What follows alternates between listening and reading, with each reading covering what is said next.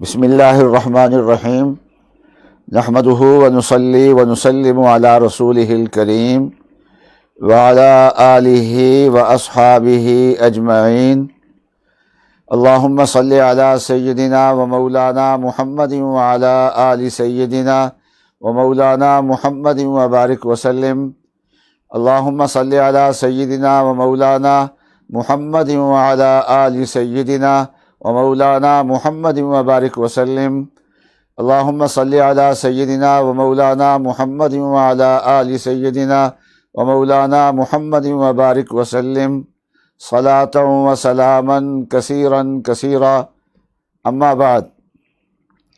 میرے قابل احترام ماؤں، بہنوں اور بیٹیوں، اور میرے قابل احترام بھائیوں، بزرگوں اور دوستوں، آج حیات المسلمین کا جو مضمون بیان کرنے کے لیے اس وقت بیٹھے ہیں، اللہ تعالیٰ کی توفیق سے، اپنے مشائخ کی برکت سے، یہ موضوع ہے صبر اور شکر۔ صبر اور شکر یہ دو باطنی عبادتیں ہیں اور بہت اونچی عبادتیں ہیں، اور یہ ایسی دو عبادتیں ہیں کہ یوں کہہ سکتے ہیں کہ اللہ تعالیٰ نے انسان کے باطن میں یہ دو پر عطا فرمائے ہیں۔ ان دو پروں کے ذریعہ سے اڑ کے اللہ تعالیٰ کا قرب کی منازل کو تیز رفتاری سے انسان طے کرتا ہے۔ صبر کا مفہوم کیا ہے؟ عام طور پہ صبر کا لغوی معنی تو اتنا کہہ دیا جاتا ہے کہ حبس النفس علی ما تکرہ، کہ انسان کو جو چیز ناگوار ہو اس پہ انسان جمع رہے، اس کو صبر کہہ دیتے ہیں۔ شریعت میں صبر کا معنی بہت زیادہ وسیع ہے۔ انسان جن نیکیوں کے کرنے میں انسان کو مشقت ہوتی ہے، جیسے آج کل روزہ رکھ رہے ہیں تو گرمی کی وجہ سے، دن کے لمبا ہونے کی وجہ سے پیاس بھی لگتی ہے، بھوک بھی لگتی ہے، تو جن نیکیوں کے کرنے میں مشقت ہوتی ہے، ان مشقتوں کو برداشت کر کے نیکی کرے، یہ صبر ہے۔ اور اسی طریقے سے صبر کی ایک قسم یہ ہے کہ جن معاصی کے چھوڑنے میں مشقت ہوتی ہے، کیونکہ معاصی کی طرف انسان کو کشش ہوتی ہے، معاصی کو شیاطین مزین کر کے پیش کرتے ہیں، معاصی کی طرف دل کھنچتا ہے، تو جن معاصی کے چھوڑنے میں مشقت ہوتی ہے، جیسے رشوت چھوڑنا، جس رشوت کی عادت پڑ گئی ہو، حرام آمدنی کو چھوڑنا اور چیزوں کو چھوڑنا، تو ہمت کر کے ان معاصی کو چھوڑ دے، مشقت کو برداشت کر لے، تو یہ صبر ہے۔ اور اسی طریقے سے بیماری آ گئی، موت آ گئی، کوئی اور پریشانی آ گئی، تو ایسے موقع پہ انسان ثابت قدمی سے اس کو سہارے، تو اس کا نام بھی صبر ہوتا ہے۔ پہلے قسم کے صبر کا نام ہے صبر علی الطاعت، دوسرے قسم کا صبر کا نام ہے صبر عن المعصیت، تیسرے قسم کے صبر کا نام ہے صبر علی المصائب۔ ایک چوتھی قسم بھی صبر کی ہے۔ چوتھی قسم صبر کی یہ ہے کہ انسان پہ یہ زندگی میں فقر و فاقہ آ گیا، تنگ دستی آ گئی، تو اس تنگ دستی میں انسان کسی کے سامنے ہاتھ نہ پھیلائے، ہمت سے کام لے، تو یہ بھی صبر کی ایک قسم ہے۔ اور صبر کی ایک پانچویں قسم ہے۔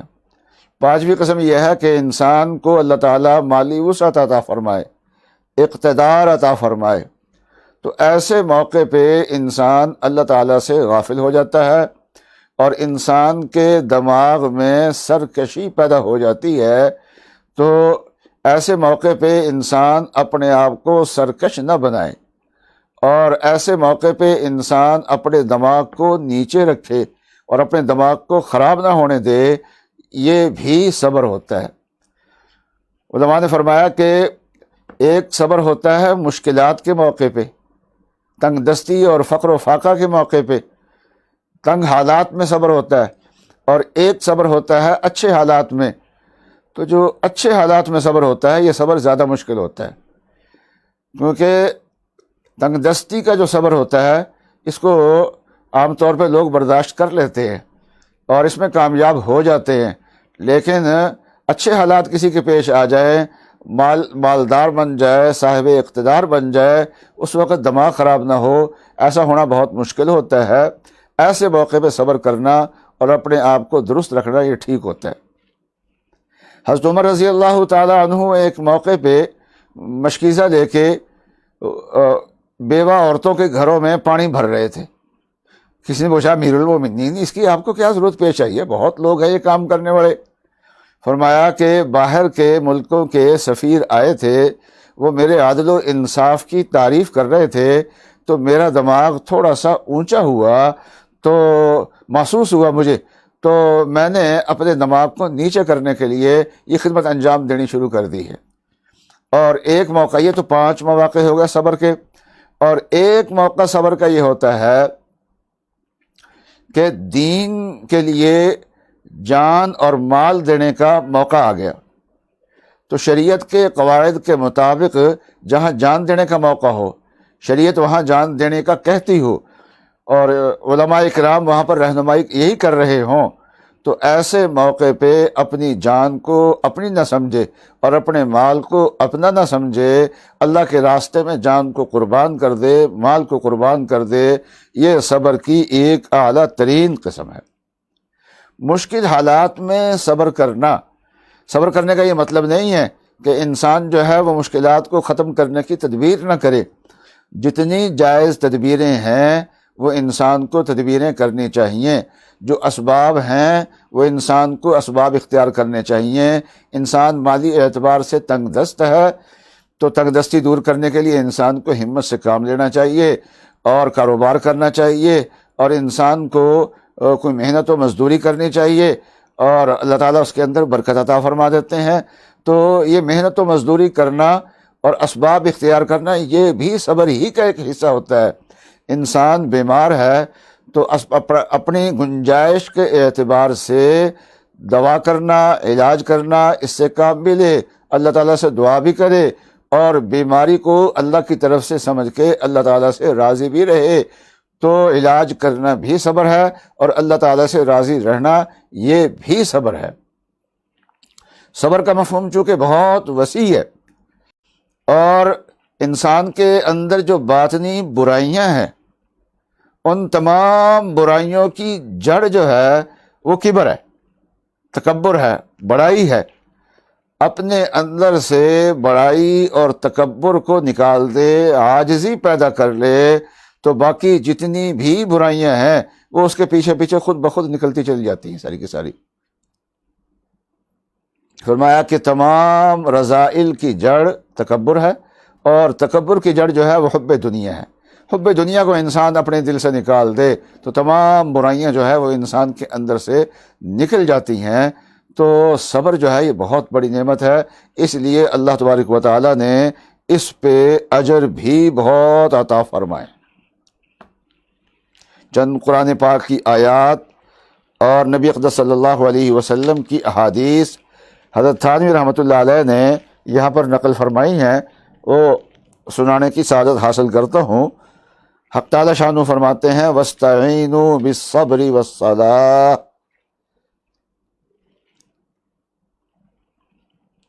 کہ اگر تمہیں ایمان لانا دشوار ہو حب مال اور حب جاہ کی غلبے کی وجہ سے، تو تم نماز اور صبر سے مدد لو۔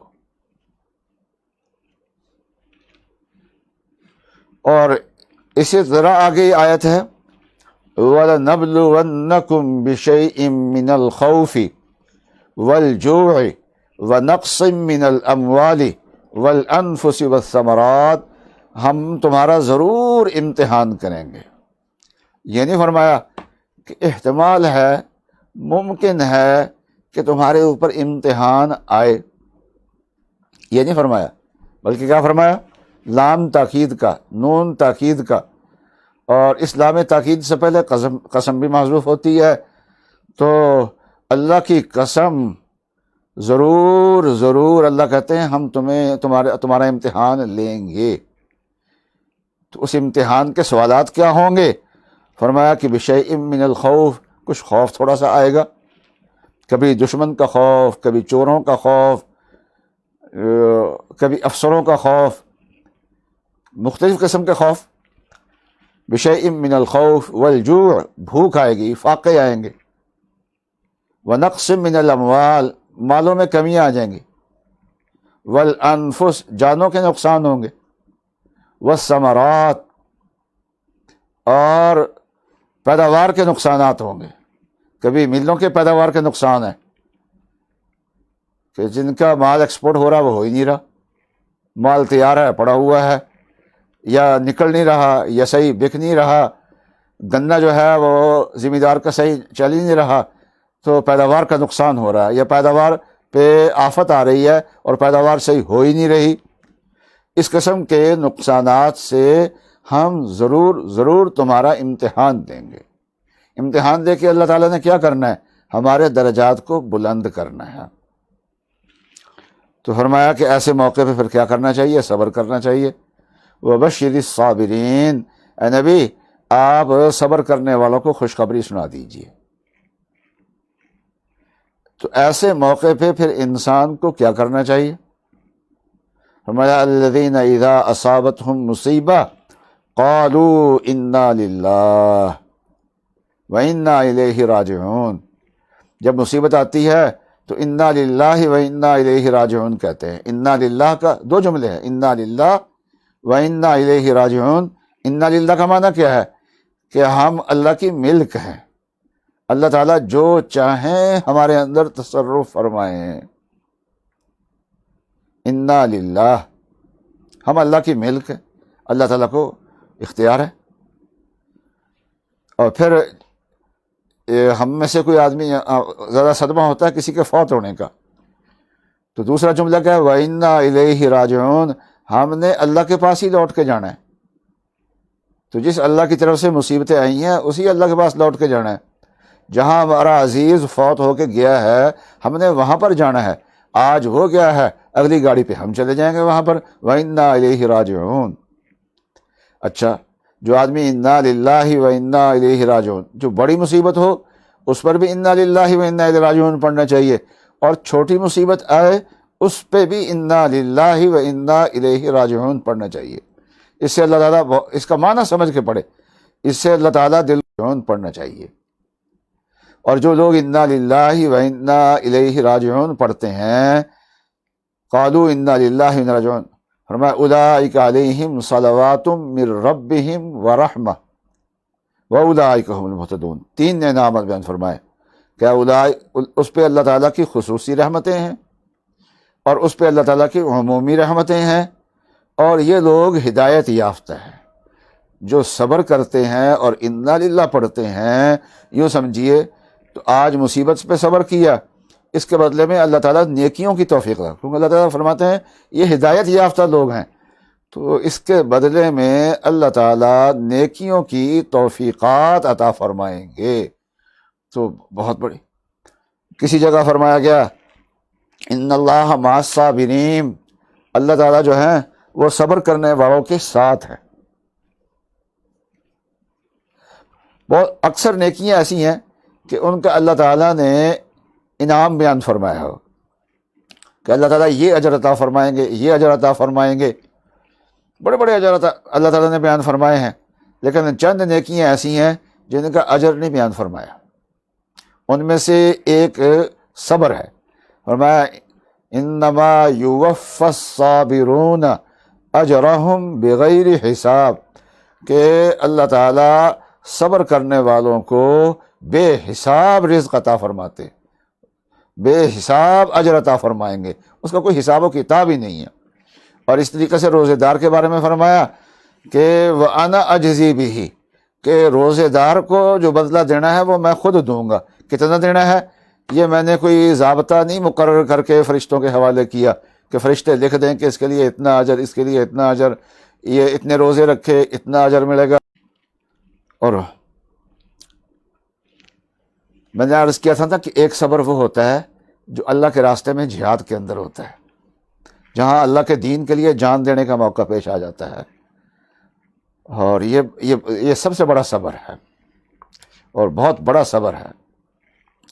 اور اس کو اللہ تعالیٰ نے، اور اللہ تعالیٰ ایسے صبر کرنے والوں سے مضبوط رہنے والوں سے محبت فرماتے ہیں۔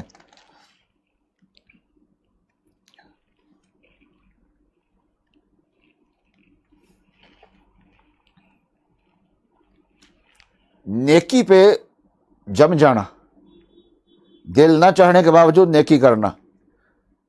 کسی آدمی کے نیکی کرنے کو دل نہیں کرتا، پھر وہ انسان نیکی کرتا ہے تو وہاں دو اجر ہیں۔ ایک تو جو نیکی کی ہے اس کا جو اللہ تعالیٰ اجر عطا فرماتے ہیں وہ تو ہوگا، دوسرا اجر یہ ہے کہ جب دل نہیں کر رہا تھا پھر نیکی کی ہے اس نے تو اس کو صبر کا اجر ملا ہے۔ تو اس کی ایک مثال حضرت نے حدیث سے پیش کی ہے، فرمایا الا ادلکم علی ما یمحو اللہ بہ الخطایا ویرفع بہ الدرجات۔ آن صلی اللہ علیہ وسلم نے صحابہ سے سوال کیا، کیا میں تمہیں ایسی نیکیاں نہ بتاؤں جن سے اللہ تعالیٰ خطاؤں کو مٹا دیں اور درجات کو بلند کر دیں؟ لوگوں نے عرض کیا بلا یا رسول اللہ، کیوں نہیں یا رسول اللہ، آپ ضرور بتائیے۔ فرمایا اسباغ الوضوء علی المکارہ، کہ ناگواریوں کے باوجود وضو کرنا، اچھے طریقے سے وضو کرنا۔ سردیوں کا موسم ہو تو وضو کرنے کو دل نہیں کرتا، تو ناگواری کے باوجود، دل نہ کرنے کے باوجود آدمی وضو کر رہا ہے تو، اور وضو بھی اچھے طریقے سے کر رہا ہے، ٹرخا نہیں رہا، تو اچھے طریقے سے وضو کرنا۔ اور دوسری فرمایا وَكَثْرَةُ الْخُطَىٰ إِلَى الْمَسَاجِدِ، مسجد کی طرف قدموں کا زیادہ چل کے جانا۔ اور تیسرا فرمایا وَإِنْتِظَارُ الصَّلَاةِ بَعْدَ الصَّلَاةِ، ایک نماز کے بعد دوسری نماز کا انتظار کرنا، وہیں مسجد میں بیٹھ کرتا رہے یا گھر میں آ کے اسے انتظار میں رہے کہ دوبارہ مسجد میں جانا ہے، یہ بھی نماز کا انتظار ہی ہوتا ہے۔ تو فرمایا کہ یہ تین نیکیاں ایسی ہیں کہ جن کے ذریعے سے اللہ تعالیٰ خطاؤں کو مٹاتے ہیں، درجات کو بلند فرماتے ہیں۔ تو وضو کرنے کو دل نہیں کر رہا تو وہاں اگر وضو کیا ہے تو وہاں وضو کرنے کا بھی اجر ملے گا اور صبر کا بھی اجر ملے گا۔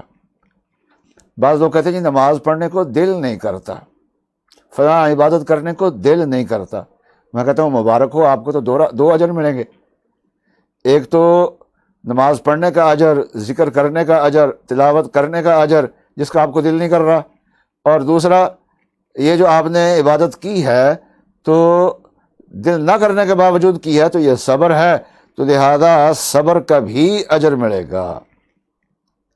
نیکی پہ انسان جو ہے وہ جم جائے تو یہ اس صبر کی ایک مثال اور دی ہے۔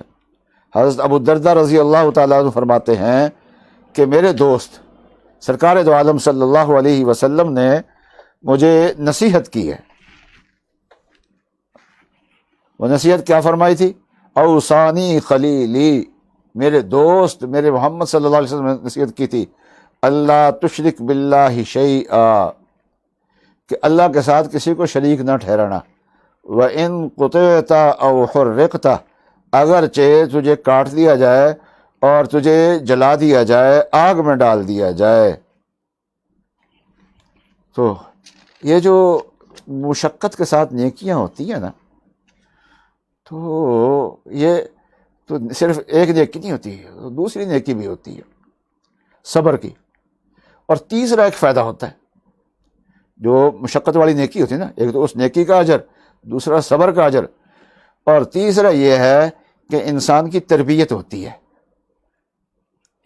مشکلات سہنے کی، ثابت قدم رہنے کی، اس کی تربیت ہوتی ہے، تو وہ آگے زندگی میں مستقل کام آتی ہے، اس کا ایک مزاج بن جاتا ہے اس کا۔ حضرت ابن عباس رضی اللہ تعالیٰ عنہ فرماتے ہیں کہ ابو موسیٰ رضی اللہ تعالیٰ عنہ کو رسول اللہ صلی اللہ علیہ وسلم نے سمندر میں بھیجا تھا کسی مہم میں، تو انہوں نے وہاں رات کے وقت کشتی میں بادبان اٹھائے ہوئے تھے۔ بادبان اٹھانے کا مطلب یہ ہے کہ کشتی چل رہی تھی ان کی، اندھیری رات تھی، تو ایک غیب کی آواز آئی کہ او کشتی واڑو، میں تمہیں اللہ کے فیصلے کی جو اللہ تعالیٰ نے اپنی ذات پہ لازم کر لیا ہے اس کی خبر دوں۔ تو انہوں نے کہا بتاؤ بھائی جو بتانا ہے آپ نے، اگر کچھ بتانا ہے تو۔ فرمایا کہ اللہ تبارک و تعالیٰ نے اپنے ذمے کر لیا ہے کہ جس آدمی نے ایک دن تجوید کا استاد اور ایسا تجوید کا شاگرد ایسے کہیں نہیں ملیں گے، تو لوگوں کے لیے تو ہنسنے کی چیز ہے، لیکن اللہ کے ہاں ان کا بڑا اجر ہے، اللہ کے ہاں ان کا بہت زیادہ مقام ہے۔ اس طریقے سے انسان نیکی شروع کر دے نا، شروع میں تو شوق میں کر دیتا ہے، لیکن بعد میں پھر وہ اس پہ ثابت قدم نہیں رہتا۔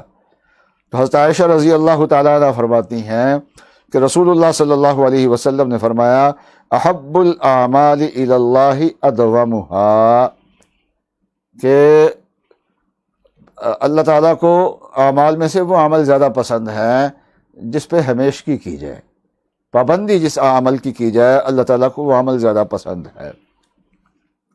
تو گناہوں سے بچنے میں بھی مشقت ہوتی ہے، صبر ہوتا ہے، اور نیکیوں کے کرنے میں بھی، اور یہ دونوں چیزیں جنت میں لے کے جاتی ہیں۔ تو ایک حدیث سن لیجیے، اس کے بارے میں رسول اللہ صلی اللہ علیہ وسلم کا ارشاد ہے حفت الجنت بالمکارہ وحفت النار بالشہوات، کہ رسول اللہ صلی اللہ علیہ وسلم نے فرمایا کہ جنت کے ارد گرد ناگوار چیزوں کی باڑ لگا دی گئی ہے۔ گناہوں سے بچنا بھی ناگوار ہے نا، یہ بھی جنت کے ارد گرد باڑ لگی ہوئی ہے، اور نیکیاں کرنے میں بھی ناگواری ہوتی ہے، وہ بھی باڑ لگی ہوئی ہے، اور دوزخ کے ارد گرد شہوات کی باڑ لگائی ہوئی ہے، پسندیدہ چیزوں کی باڑ لگا دی ہے اللہ تعالیٰ نے، عمدہ چیزیں، اور جن کی طرف دلکش ہے، تو انسان ادھر دوڑ کے جاتا ہے، لیکن آگے دوزخ ہوتی ہے، گناہوں کی طرف جاتا ہے اور آگے کیا ہوتا ہے، آگے وہ۔ یہ تو چند احادیث اور آیات ہیں جو صبر کے بارے میں ہیں۔ شکر بھی اللہ تعالیٰ کی عبادات میں سے عجیب و غریب عبادت ہے، عجیب و غریب عبادت ہے۔ انسان کیا ہے، اس شکر کے ذریعے سے اللہ کا قرب بڑھتا ہے، شکر کے ذریعے سے اللہ تعالیٰ سے محبت پیدا ہوتی ہے۔ شکر کرنے والا جو ہے اس کے لیے مصائب سہنا آسان ہوتے ہیں۔ اب یہ بہت ساری بیماریاں ہمیں لگی ہوئی ہیں، تو لیکن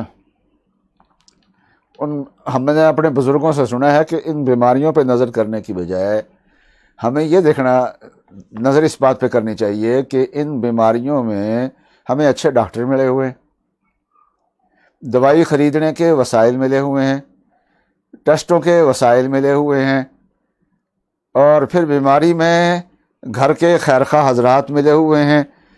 تو کتنی ایک بیماری ہے، اس بیماری کے ساتھ اللہ تعالیٰ نے کتنی نعمتیں دی ہیں، اگر گننا شروع کریں تو بے شمار نعمتیں نظر آئیں گی انسان کو، ایک بیماری اور بے شمار نعمتیں۔